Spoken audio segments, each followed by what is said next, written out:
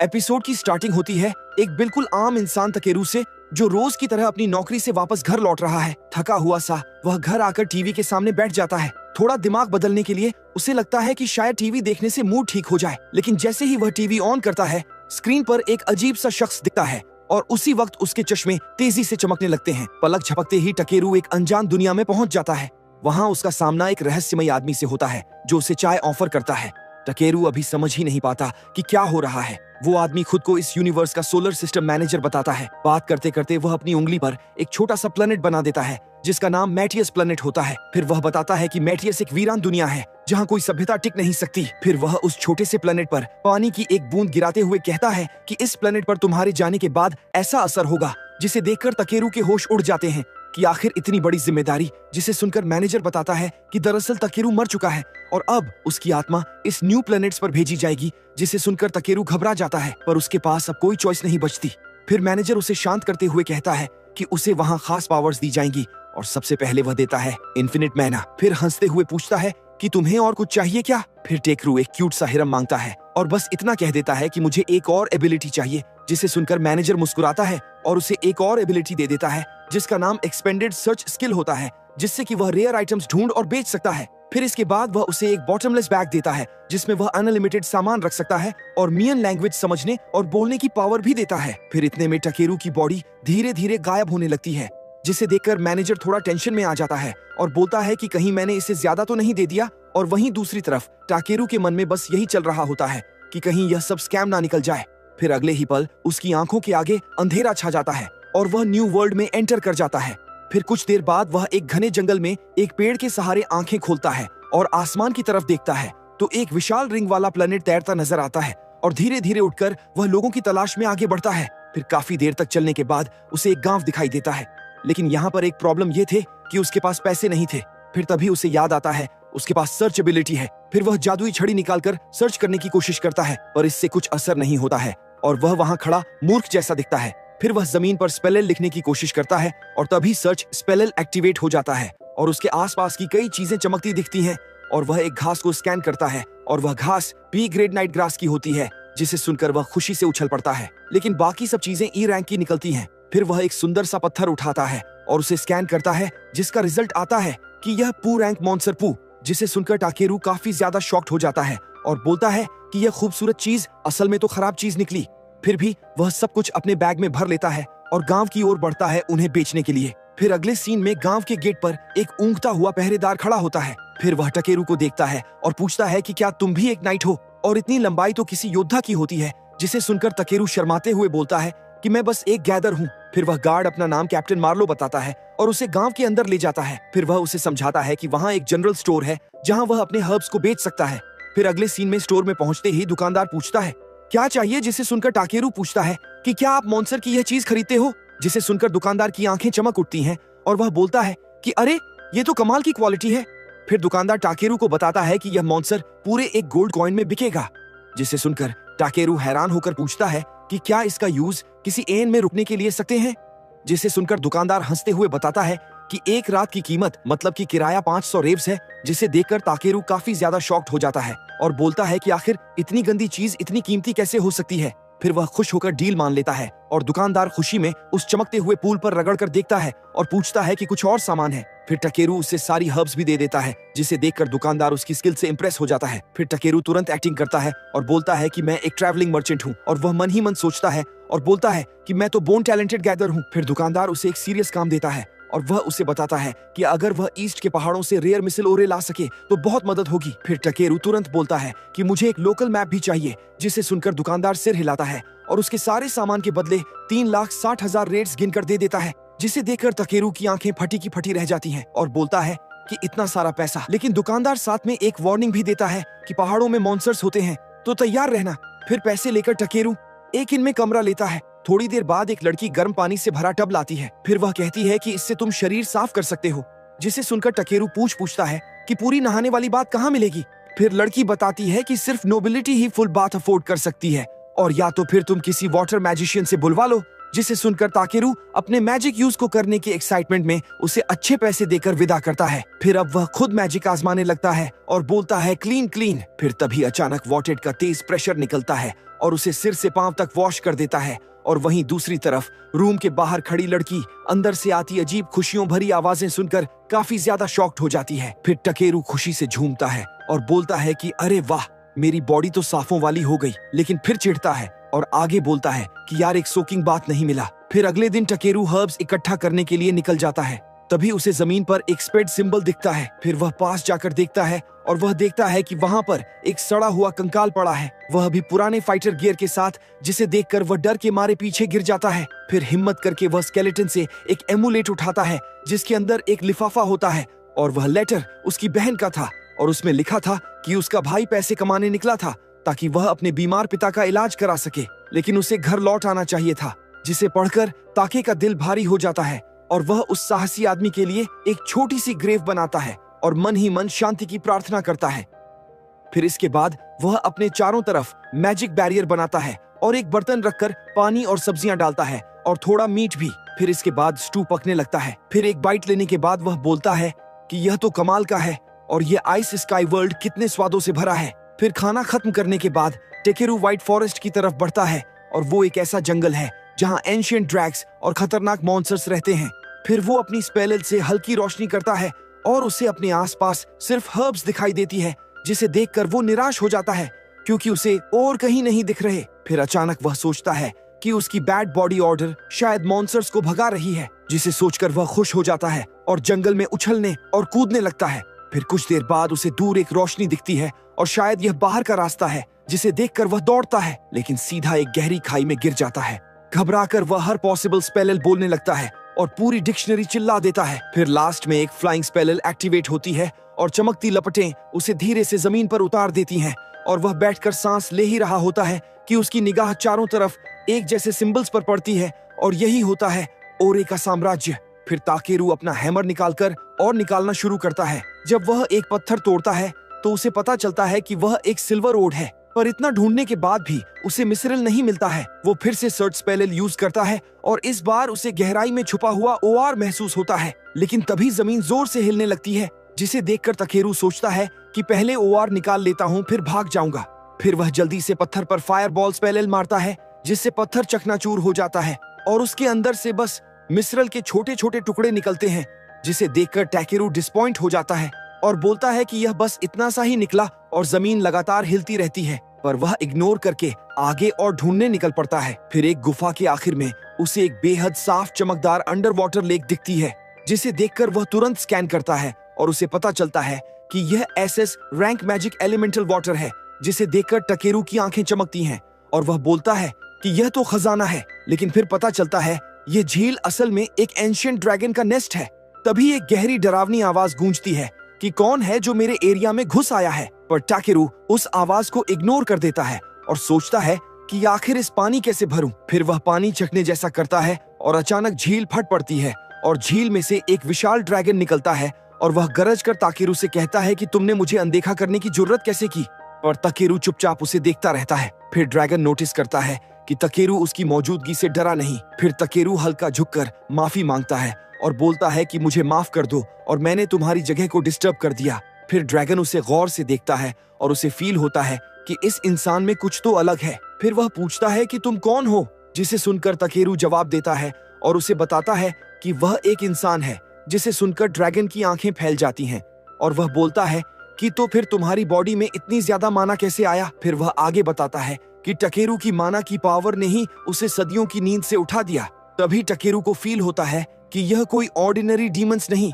बल्कि यह एक एंशिएंट बीस्ट है। फिर ड्रैगन गर्व से अपना नाम बताता है कि उसका नाम वॉयस है, जिसे सुनकर टकेरू मुस्कुराकर पूछता है कि क्या मैं तुम्हें वाल्सन बुला सकता हूँ, जिसे सुनकर विडियस शांत होकर मान जाता है। फिर वाल्सन कहता है कि तुम्हारी पावर से मैं अपने बच्चों को जगा सकता हूँ, क्योंकि मेरी दुनिया ठहर गई है और माना रुक गई है। और इनाम में वह टकेरू के सामने एक बड़ा सा क्लस्टर प्योर मिसरिल और समन कर देता है, जिसे देखकर टकेरू की आंखें चमक उठती हैं और वह बोलता है कि अंडे कहाँ हैं। जिसे सुनकर वाल्सन झील में से एक ब्लैक जॉइंट ड्रैगन एक बाहर निकालता है और धीरे से टकेरू के पास भेजता है। फिर टकेरू कान लगाकर उसकी धड़कन सुनता है और उसके अंदर एक बेबी ड्रैगन जिंदा होता है। फिर वह पूछता है कि इसे कैसे जगाऊं।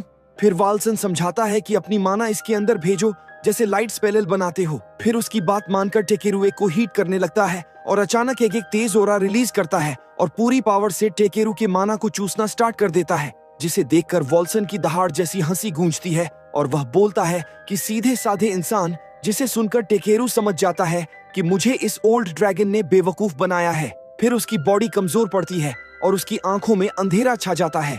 फिर वह महसूस करता है कि जैसे वह पानी में डूब रहा हो और तभी डूबते डूबते उसे एक अनजान आवाज सुनाई देती है और वह आवाज बोलती है कि इतना लापरवाह होना बंद करो। फिर तभी उसके सामने एक आदमी प्रकट होता है और गुस्से से कहता है कि तुम्हें वहां से भागना चाहिए था, और वह ड्रैगन मैटियर्स का मालिक है और हजारों सालों से खेल रहा है इस प्लेनेट से, लेकिन तुमने अपने दूसरे दिन ही पूरी दुनिया हिला दी। फिर वह रहस्यमय आदमी टकेरू को देखता है और कहता है कि तुम्हारी यह लापरवाही स्पेस मैनेजर की प्रोटेक्शन को कमजोर कर देगी। फिर वह हंसकर याद दिलाता है कि वैसे तुम्हें तो एक क्यूट पार्टनर चाहिए था ना, जिसे सुनकर टकेरू की आंखें फिर से बंद होने लगती हैं और वह आदमी लास्ट टाइम कहता है कि थोड़ी तकलीफ तो मिलनी चाहिए तुम्हें, और इससे पहले कि टकेरू कुछ पूछ पाता वो गायब हो जाता है। फिर जब टकेरू की आंखें खुलती हैं तो वह फिर से उसी गुफा में होता है और अंधेरे में एक क्यूट सी आवाज गूंजती है और वॉल्सन की भारी आवाज सुनाई देती है कि क्या तुम जाग गए और क्या ठीक हो, जिसे सुनकर टकेरू को शक होता है कि यह ड्रैगन फिर मजाक कर रहा है और क्यूट वॉइस निकालकर डराएगा। फिर वह तुरंत लाइट स्पेल करता है और रोशनी जैसे ही फैलती है वहां पर वॉल्सन नहीं होता है बल्कि एक बेबी ड्रैगन होती है और वह अचानक उछलकर सीधा टकेरू के चेहरे पर चिपक जाती है।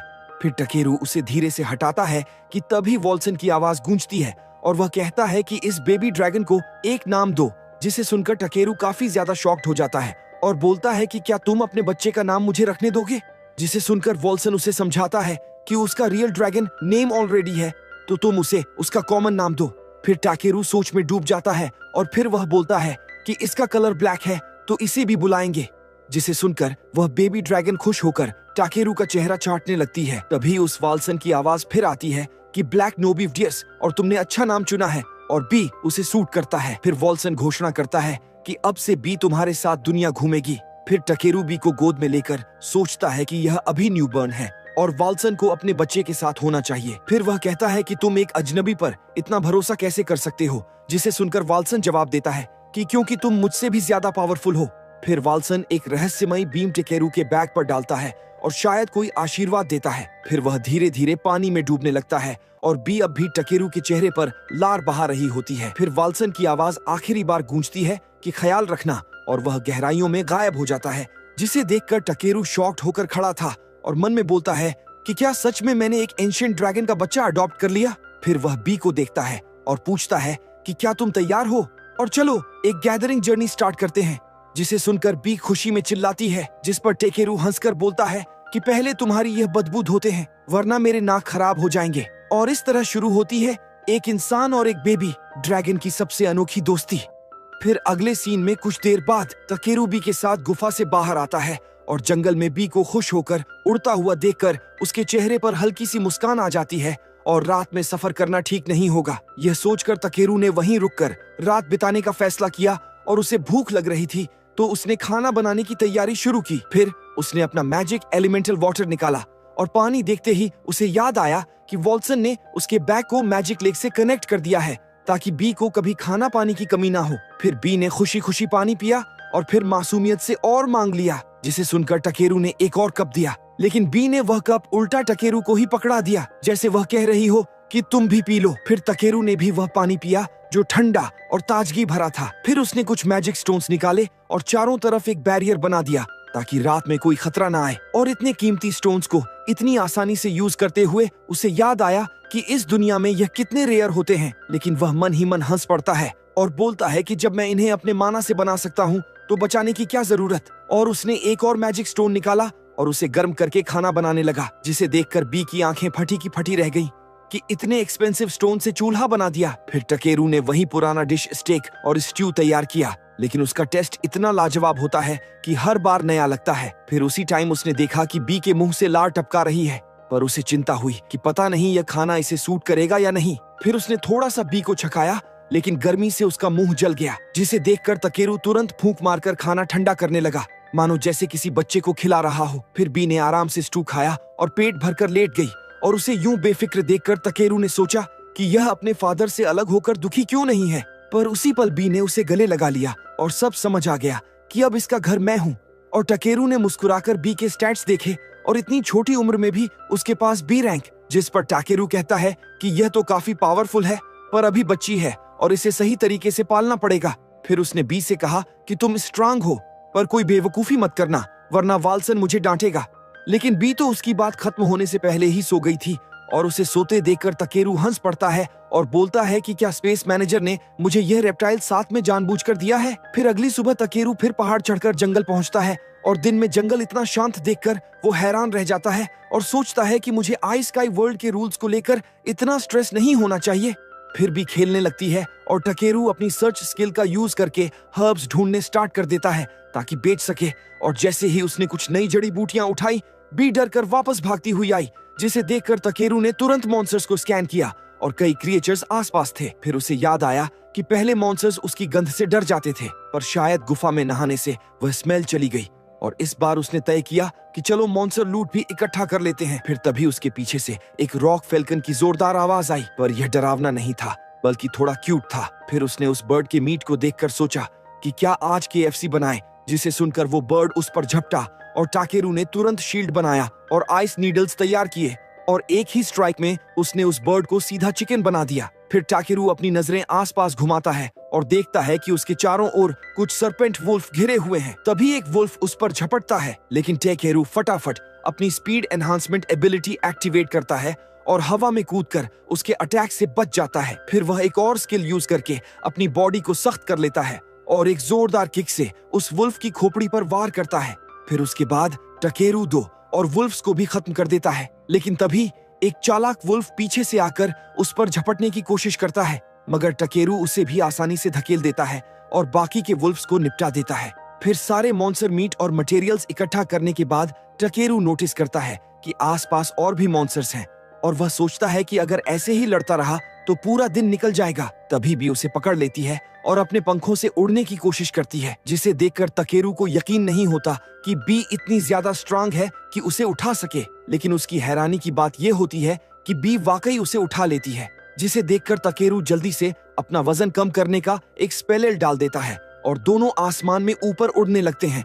और थोड़ी देर बाद दोनों अपनी आंखें खोलते हैं और बी उसे लेकर ऊपर ही जा रही होती है। फिर टकेरू चौंक कर बोलता है कि अरे बी, बहुत ऊपर मत जाओ। लेकिन अचानक वह बेबी ड्रैगन डर कर उसे नीचे गिरा देता है और जब टकेरू जमीन पर गिरकर होश में आता है तो बी उसकी शक्ल चाट रही होती है और उसे एहसास होता है कि बी ने उसे जंगल से बाहर निकाल दिया है। और वह बी की स्पीड देखकर हैरान रह जाता है और उसे शुक्रिया कहता है, लेकिन साथ ही हंसते हुए बोलता है कि अगली बार थोड़ा संभल कर उड़ाना और मैं तुम्हारी पूरी पावर झेल नहीं सकता। फिर बी उसकी तारीफ सुनकर खुश होती है और उसे गले लगाने की कोशिश करती है, लेकिन गलती से उसके पेट में हेडबट मार देती है और दोनों हंसते हुए वापस स्टॉर्मी विलेज की तरफ निकल पड़ते हैं।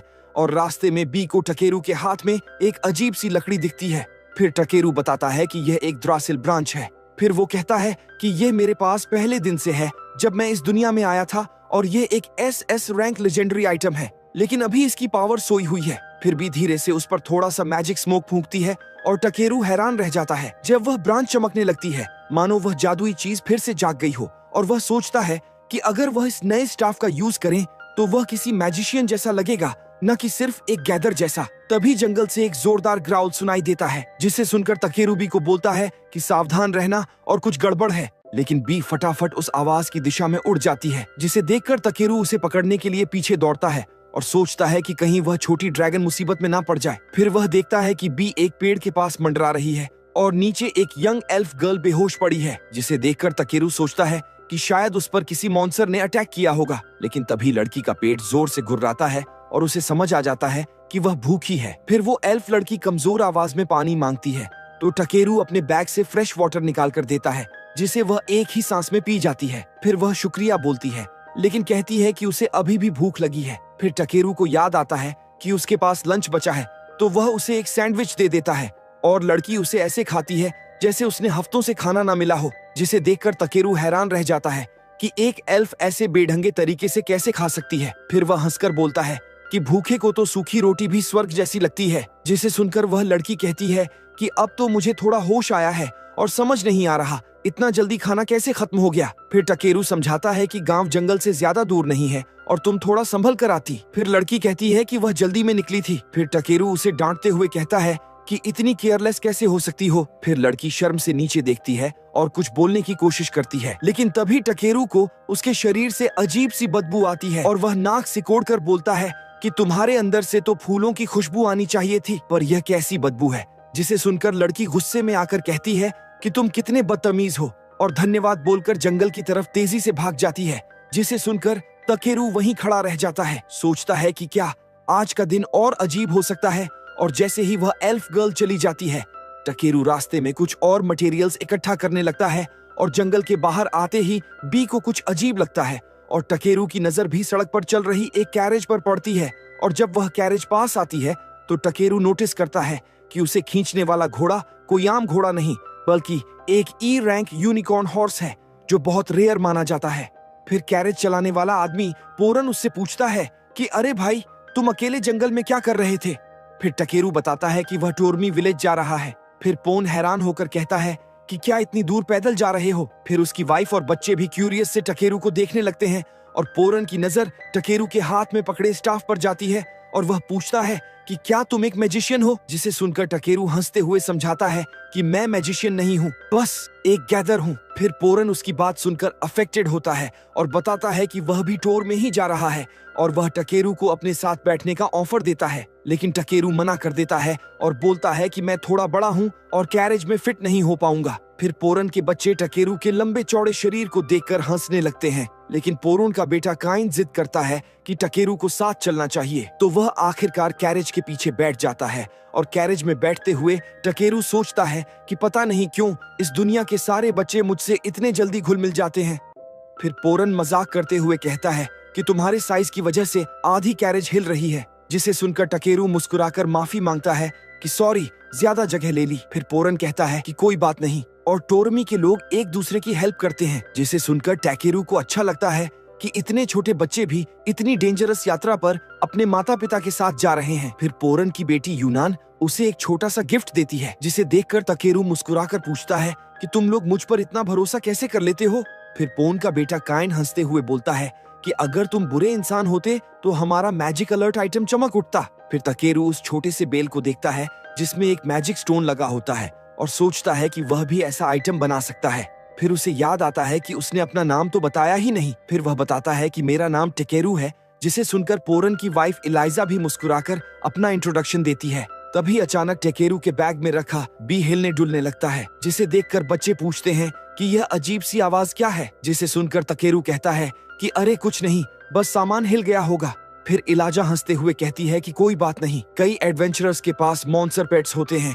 जिसे सुनकर टकेरू मान जाता है और बी को बाहर निकाल देता है और जैसे ही बी बाहर आती है बच्चे खुशी से उछल पड़ते हैं और बोलते हैं कि वाह, ये कितना क्यूट है। फिर पोन और इलाइजा दोनों हैरान रह जाते हैं कि टकेरू के पास इतना रेयर क्रिएचर है। फिर टकेरू बी की असली पहचान छुपाने के लिए बोलता है कि अरे नहीं, ये कोई एंशिएंट ड्रैगन नहीं, बस एक ब्लैक ड्रैगन है। फिर पोरन मजाक में पूछता है तो क्या तुम ड्रैगनाइट हो।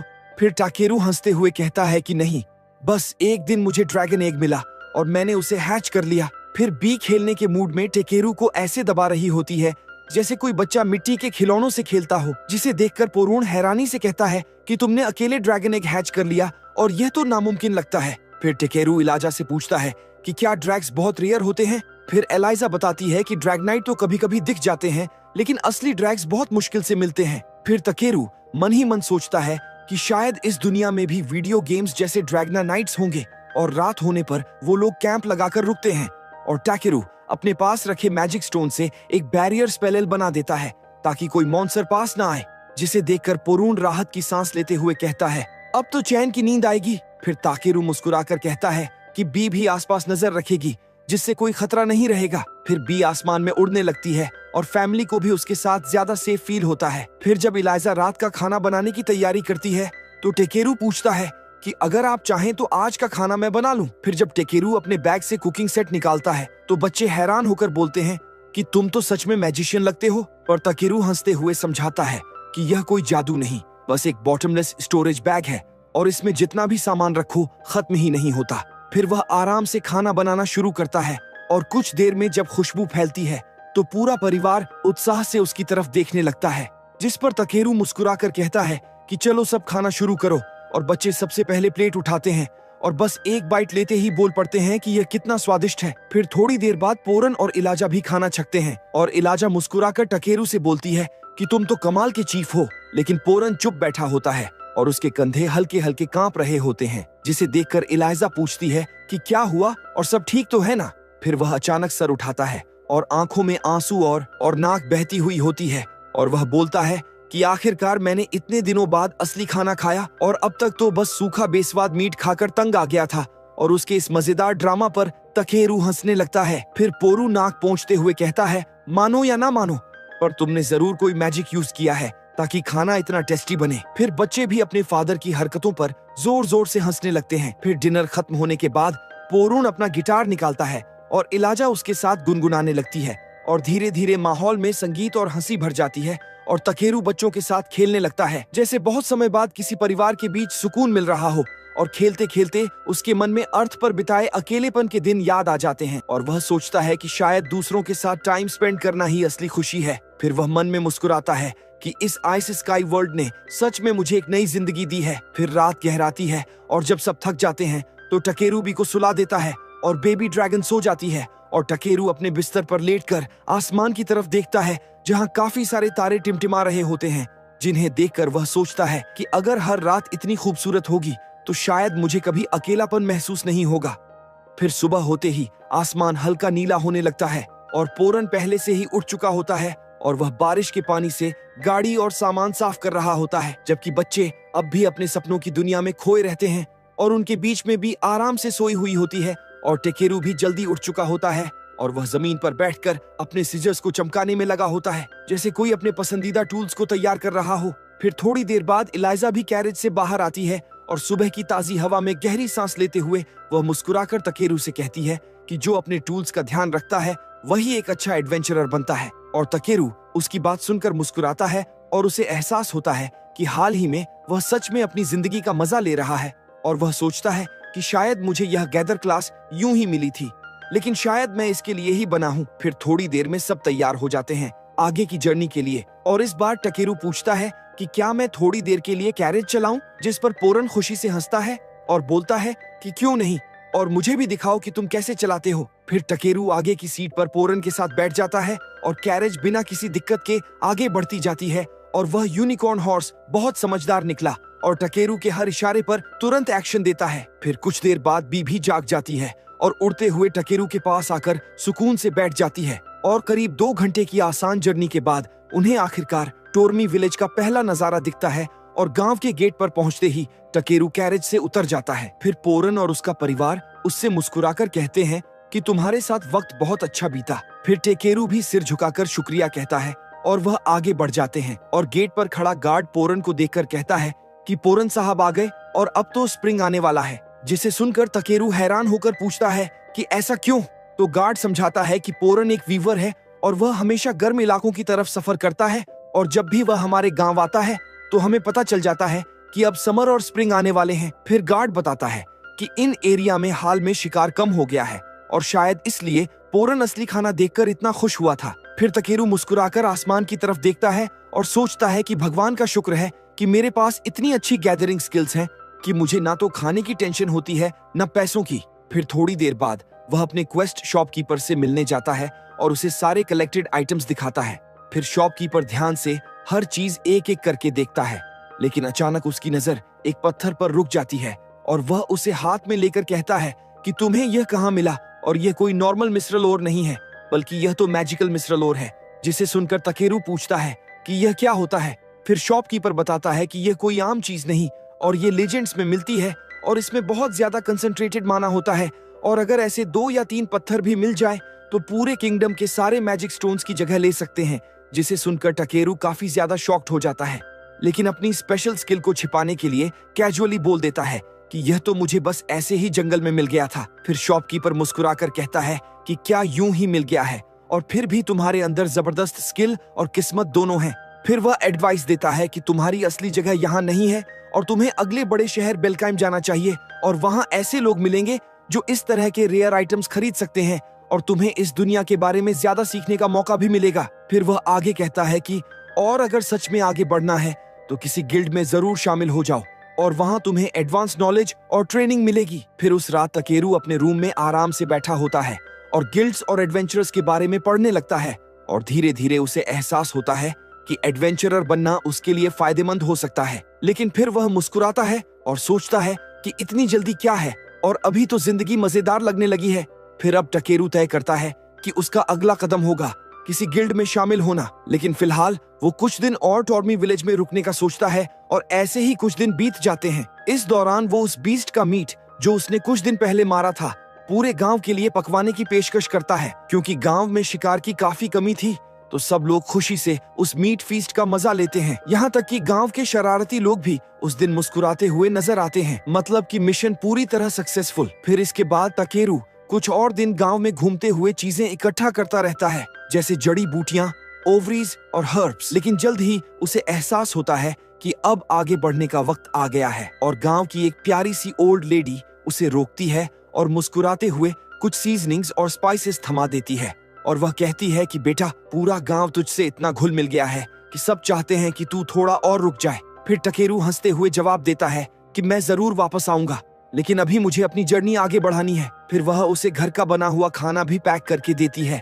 क्योंकि बेल्काइम सिटी तक का सफर करीब 1 महीने का है। फिर वह कहती है कि अगर कभी मन उदास हो जाए या अकेलापन लगे तो फिर से इस गांव में लौट आना। जिसे सुनकर टकेरू सिर झुकाकर कहता है कि आपका शुक्रिया, और सच में आप सब ने इस जगह को घर जैसा बना दिया था। और रात को वह अपने रूम में लौटकर बी को सुला देता है ताकि वह अगले दिन के लंबे सफर के लिए तैयार रहे और खुद भी सोने ही वाला होता है। लेकिन तभी उसके मन में एक ख्याल आता है कि गांव वालों ने मेरे लिए इतना किया और मुझे भी कुछ लौटाना चाहिए। फिर वह बिस्तर से उठता है और टेबल पर रखे लट्टन और उस मैजिकल मिसरल स्टोन को ध्यान से देखता है और उसे याद आता है कि कैसे गांव के गार्ड दिन रात बाहर खड़े रहते हैं ताकि कोई मॉन्स्टर अंदर ना आ सके। फिर वह फैसला करता है कि उनके लिए कुछ खास बनाऊंगा और वह अपने जादू और क्रिएटिविटी का यूज करके लॉटन को उस पत्थर की माना एनर्जी से जोड़ देता है और धीरे धीरे एक चमकदार मैजिकल लैंटर्न बन जाती है जो अपने आसपास प्रोटेक्शन बैरियर बना सकती है। फिर अगली सुबह जब टकेरू सफर पर निकलने के लिए तैयार होता है तो पूरा गांव उसे विदा करने बाहर इकट्ठा होता है। फिर वह मुस्कुराकर सबको कहता है कि यह छोटा सा गांव अब मेरे लिए घर जैसा है और मैं जरूर वापस आऊंगा। फिर वह उस मैजिकल लैंटर्न को गार्ड को देता है और कहता है कि यह जादुई आइटम तुम्हारे चारों ओर एक बैरियर बना देगा जिससे कि कोई भी खतरनाक मॉन्स्टर गांव के पास नहीं आ पाएगा। जिसे देखकर सारे लोग हैरान और खुश हो जाते हैं। लेकिन तभी शॉपकीपर उस लॉटन को उठाकर ध्यान से देखता है और पूछता है कि क्या तुमने इसमें वो मैजिक मिसरल स्टोन यूज किया है। फिर वह नीचे का हिस्सा खोलता है और सचमुच वही पत्थर देखता है जिसे देखकर वह चिल्लाने ही वाला होता है कि अरे, इसे वापस ले लो और यह बहुत कीमती है। लेकिन तब तक टकेरू हंसते हुए भाग चुका होता है और वह बोलता है कि रहने दो और यह गांव के काम आएगा। फिर पूरा गांव हाथ हिलाकर उसे विदा करता है और ठंडी हवा उसके चेहरे को छूती है जब वह खुले मैदानों से गुजरता है। नीले आसमान को देखते हुए सोचता है कि क्या दिन है आज का।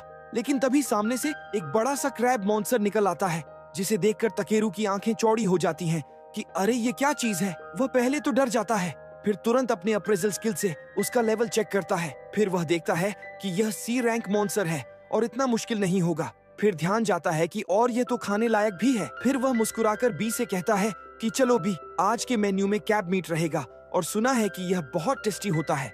फिर वह लड़ाई के लिए तैयार हो जाता है और अपने मैजिक से अपनी बॉडी को सख्त बना लेता है। लेकिन इससे पहले कि वह कोई अटैक प्लान करे, बी आगे बढ़ जाती है और अपनी सुपरसोनिक ब्लास्ट चला देती है जिससे सामने वाला तुरंत गिर जाता है। पर इससे पहले कि वह उसे कांटे दो और क्रैब्स उसके आसपास आ जाते हैं और दोनों साइड टू साइड मूव कर रहे थे, जिसे देखकर वह सोचने लगता है कि क्रैब्स शायद सिर्फ साइडवेज ही चल सकते हैं तो वो इसका फायदा उठा सकता है। लेकिन उसके डर के लिए वो दोनों क्रैब्स सीधे उसकी तरफ दौड़ते हैं और उसे डच करने का कोई मौका नहीं मिलता और उसे लगता है कि शायद यहीं उसकी जर्नी खत्म होने वाली है। पर शुक्र है बी उतनी बेवकूफ नहीं है जितना वह खुद है। फिर बी तुरंत उसे कॉलर से पकड़ लेती है और हवा में उठा देता है और तभी वह दोनों क्रैब्स एक दूसरे से जोर से टकरा जाते हैं और दोनों की वहीं मौत हो जाती है। लेकिन खतरा अभी खत्म नहीं हुआ था।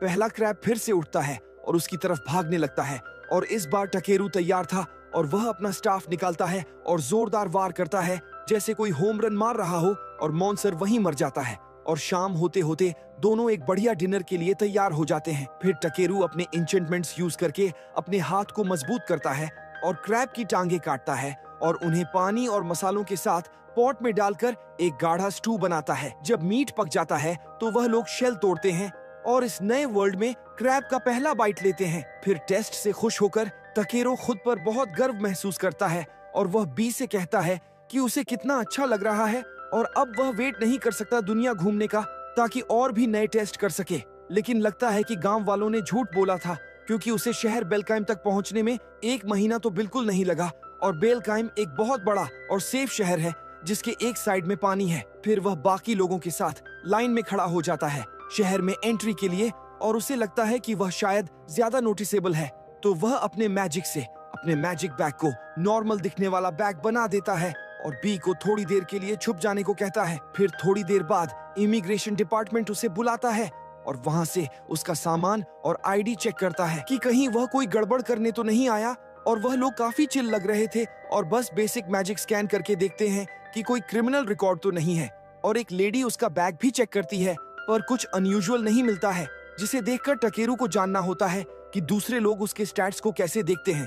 पर उसे एहसास होता है कि सब नॉर्मल दिखता है, क्योंकि गॉड ने उसे खास तौर पर इस तरह बनाया था कि वह अलग ना लगे। फिर ऑफिसर कहता है कि सब ठीक लग रहा है, लेकिन उसके पास ब्लेसिंग ऑफ द ड्रैगन है जो थोड़ी कंफ्यूजिंग है। फिर टकेरू सच बताने का फैसला करता है और बी को दिखा देता है और सब उसकी क्यूटनेस देखकर खुश हो जाते हैं। लेकिन टीए एजेंट कहता है कि उसे बी पर एक टैग लगाना होगा, क्योंकि वह बिना पहचान के ड्रैग्स को शहर में घूमने नहीं दे सकते। तो टकेरू अपने पास वाला ब्रेसलेट निकालता है और बी की पूंछ पर बांध देता है, जिससे उनकी इमिग्रेशन पूरी हो जाती है और उन्हें शहर में वेलकम कर लिया जाता है।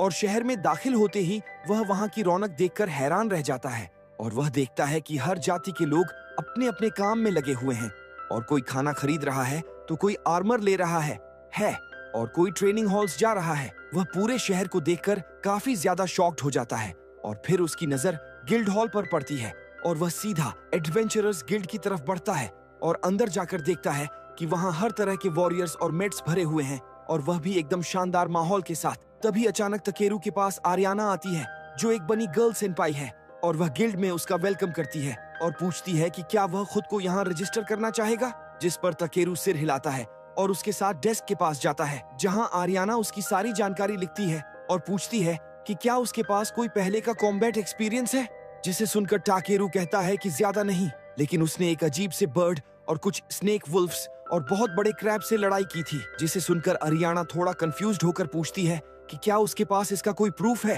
तो यह बेवकूफ अपनी डोरेमोन पॉकेट में हाथ डालता है और एक पूरा मरा हुआ क्रैब निकालकर टेबल पर पटक देता है, जिससे टेबल का आधा हिस्सा टूट जाता है, जिसे देखकर आरियाना डर के मारे बाहर भाग जाती है और पूरे गिल्ड के लोग इकट्ठा हो जाते हैं यह देखने के लिए कि क्या हुआ।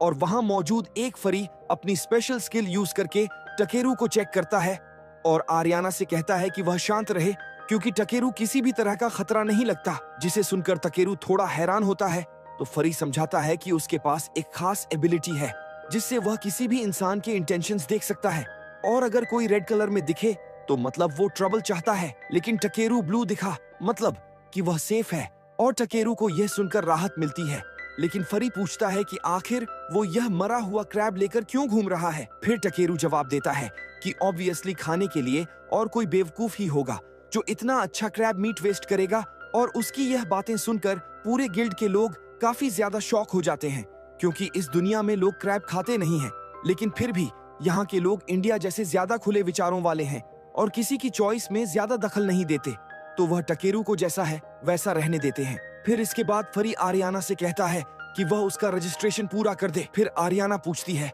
कि क्या उसके कोई पार्टनर है, तो टकेरू बताता है कि उसका एकमात्र पार्टनर उसका ड्रैगन भी है, जिसे सुनकर सबकी आंखें फटी रह जाती हैं, क्योंकि इस दुनिया में ड्रैगन देखना बहुत रेयर है और कोई इंसान अगर गैदर क्लास का हो जो खुद में बहुत रेयर है और साथ में उसके पास इतना पावरफुल बीस्ट भी हो, तो ये ऑलमोस्ट इम्पॉसिबल है। फिर भी टकेरू वहाँ खड़ा था, उसे तुरंत सबका ध्यान मिलने लगता है और कई गिल्ड्स उसे अपनी पार्टी में इनवाइट करने लगते हैं। फिर आरियाना फैसला करती है कि उसे थोड़ी प्राइवेसी देने के लिए उसे अगले रूम में ले जाए। फिर टकेरू सोच रहा था कि कुछ रोमांटिक होने वाला है, लेकिन उसे बस उसकी एप्लीकेशन पर गिल्ड का मार्क दिया जाता है, जिससे ऑफिशियली साबित हो जाता है कि वह अब एक रजिस्टर्ड एडवेंचरर है और इसके साथ ही उसका रजिस्ट्रेशन पूरा हो जाता है और आरियाना उसे एक कॉपर ब्रेसलेट देती है जो रैंक एफ का सिंबल होता है। मतलब कि हर नए सदस्य की स्टार्टिंग रैंक पर टकेरू को इससे कोई फर्क नहीं पड़ता और वह बस अपने आने वाले एडवेंचर की इमेजिनेशन में खो जाता है और सोचता है कि अब उसे कितनी शानदार जर्नीज मिलने वाली हैं।